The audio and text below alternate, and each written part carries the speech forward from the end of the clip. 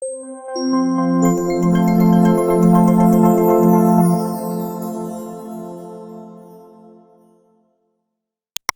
Krishna. Of all the scriptures that are available for the humanity, Bhagavad Gita has a very unique position because Bhagavad Gita gives the foundational understanding of spiritual life. And Bhagavad Gita was personally spoken by the Supreme Lord Krishna to his dear friend and devotee Arjuna. Arjuna was confused before the battle of Kurukshetra.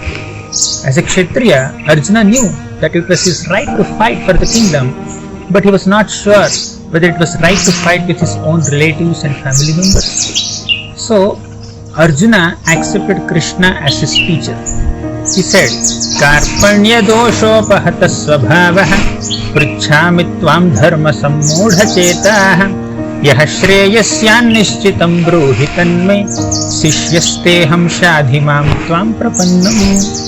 Karpanya dosha apahata svabhavah. So Arjuna said, my dear Lord, I am completely confused about my duty as a warrior, as a Kshatriya. Dharma sammudha chetah. Arjuna was confused and bewildered in performing his dharma as a Kshatriya. Just as Arjuna was confused, we also could get confused. And to clear the confusions of Arjuna, the Supreme Lord Krishna has spoken Bhagavad Gita. Although Krishna spoke Bhagavad Gita in the context of war, the content of the Gita was life. How to lead a purposeful life, a meaningful life.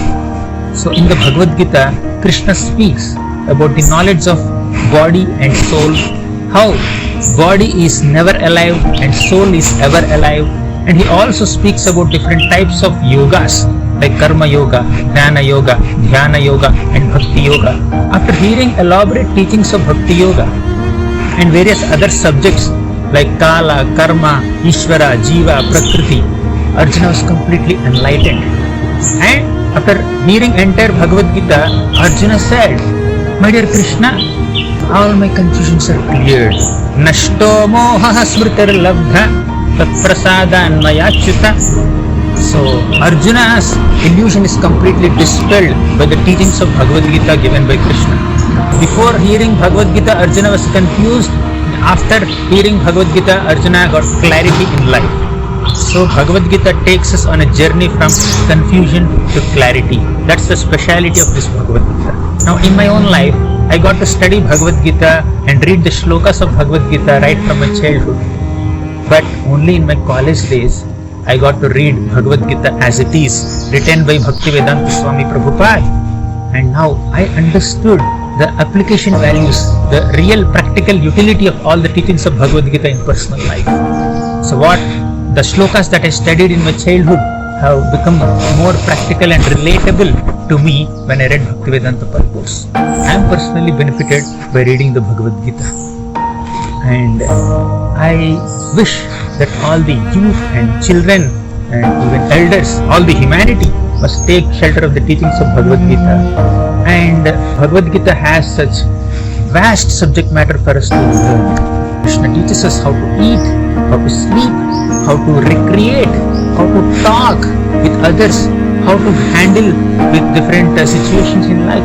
So all such elaborate teachings are there within Bhagavad Gita.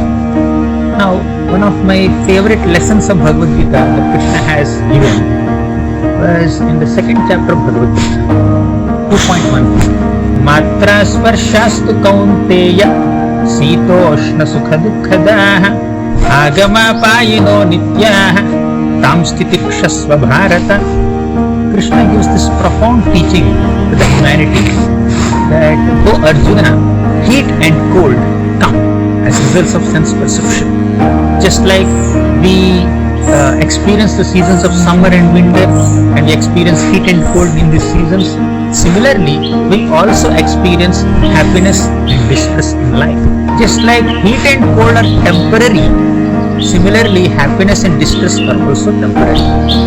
So happiness is so temporary, so we should not become so elated, overconfident and proud when there is a situation of happiness. Similarly, we should not become so discouraged or demotivated or disappointed or devastated in the midst of distress. Because happiness is temporary and distress is also temporary. Yes, we can rejoice a happy moment, At the same time, we can also deal with the distressful situation. But we should not be so overwhelmed with this temporary happiness and temporary distress, because they both are temporary. So Krishna gives this profound teaching. One who maintains a equipoised state, a neutrality in the midst of these dualities, is eligible for liberation. Samadukha sukham dhiram so amrutatvaya kalpate.